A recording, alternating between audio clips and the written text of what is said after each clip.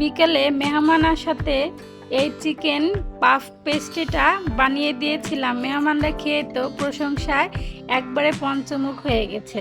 আসসালামু আলাইকুম, welcome to my channel cook with Sultana Razia. আর এই চিকেন পাফ পেস্ট্রিটা বানানোর জন্য এখানে আমি একটা বাটিতে 2 কাপ পরিমাণ ময়দা নিয়েছি। আর ময়দা নেওয়ার পরে আমি ফুটন্ত পানি দিয়ে এই ময়দাটা এভাবে ময়ান করে নিয়েছি। ময়দাটা একটু নরম করে ময়ান করতে হবে। এখন এখানে আমি তেল দিয়ে দিব 2 টেবিল চামচের মতো, দিয়ে আবার এই তেল আর ময়দাটা কিছুক্ষণ মথে নিব। এভাবে একটু আমি সময় নিয়ে তেল দিয়ে ময়দাটা এভাবে মথে নেওয়ার পরে হাত দিয়ে এভাবে ছোট ছোট করে লিচি কেটে নিব। এভাবে আমি হাত দিয়ে চেপে চেপে ছোট করে লিচি কেটে নিব। এখানে আমি গাজর কুচি, পেঁয়াজ কুচি, কাঁচামরিচ কুচি আর পাতাকপি নিয়েছি, আর চিকেন নিয়েছি। চিকেনটা আমি কিমা করে রেখেছিলাম। অন্যদিকে আমি চুলায় একটা প্যান বসিয়ে দিয়েছি। প্যানটা গরম হওয়ার পরে এখানে আমি পরিমাণ মতো তেল দিয়েছি। আমি 1 কাপ পরিমাণ তেল দিয়েছি। তেল দেওয়ার পরে রসুন কুচি দিয়েছি। রসুন কুচিটা যখন একটু ভাজা হয়ে গেছে, মরিচ কুচি দিয়ে দিয়েছি। মরিচটা আর রসুনটা একটু লাল লাল হওয়ার পরে এখানে আমি 2 কাপ পরিমাণ চিকেন কিমা দিয়ে দিব।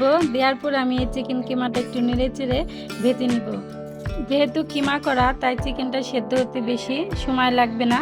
এখন আমি এখানে 1/2 চা চামচের মতো লবণ দিয়ে দিব, আর পাতাকপি কুচি দিয়ে দিব, আর গাজর কুচি দিয়ে দিব। আমি সবগুলো সবজি 1 কাপ করে নিয়েছি।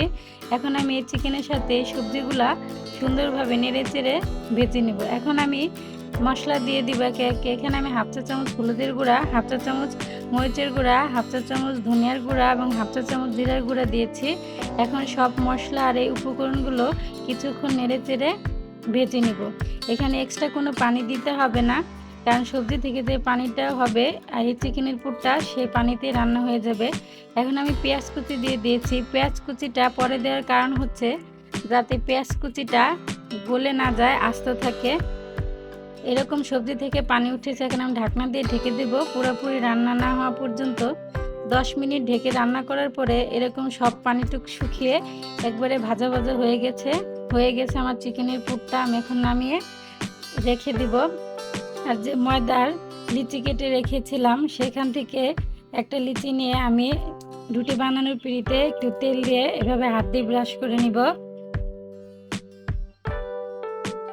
তারপরে আমি এই ছোট একটা লিচি দিয়ে এভাবে লম্বা করে রুটি বানিয়ে নিব। গোল করে না, লম্বা করে রুটিটা বানাতে হবে। এভাবে লম্বা করে যখন বানানো হয়ে যাবে, তখন আমি চিকেনের এই পুরটা দিয়ে রুমালের মতো উল্টে পাল্টিয়ে পেঁচিয়ে নিব। প্রথমে এই সাইড থেকে ঢেকে দিব, তারপর আবার এভাবে মুড়িয়ে নিব। এভাবে আমি পেঁচিয়ে নিব। একবার এই এক সাইড থেকে আবার অপর সাইড থেকে এভাবে ঘুরিয়ে ঘুরিয়ে পেঁচিয়ে নিব। আর এই চিকেন পাফ পেস্ট্রিটা এভাবে ভাজ করতে হয়।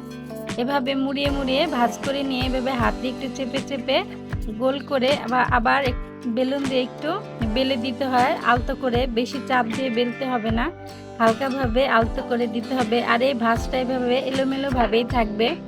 হয়ে গেল আমার সবগুলো চিকেন পাফ পেস্ট্রি। এখন আমি চুলায় একটা কড়াই বসিয়ে দিয়ে আমি একটু পরিমাণে তেল বেশি দিব, কারণ এই পেস্ট্রিটা ডুবা তেলে ভাজতে হয়। তেলটা যখন গরম হয়ে আসবে তখন আমি এই পেস্ট্রিগুলা দিয়ে দিব। একটু সময় নিয়ে ভাজতে হবে, আর এই সময় চুলার আঁচটা মিডিয়াম আঁচে থাকবে। এভাবে এক সাইডটা লাল লাল হলে উল্টিয়ে দিয়ে অপর সাইডটা ওইভাবে মুচমুচা করে লাল করে ভেজে নিব। আর পেস্ট্রিগুলা ভাজা হয়ে গেছে। এখন আমি তেল থেকে তুলে নিয়ে একটা প্লেটে সার্ভ করে দিব। দেখতেও যেমন সুন্দর, খেতেও অনেক মজা। আপনাদের বাসায় এটা বানিয়ে খাওয়ালে সবাই বারবার বানিয়ে দেওয়ার আবদার করবে। আজকের মতো এখানে। আসসালামু আলাইকুম, সবাই ভালো থাকবেন।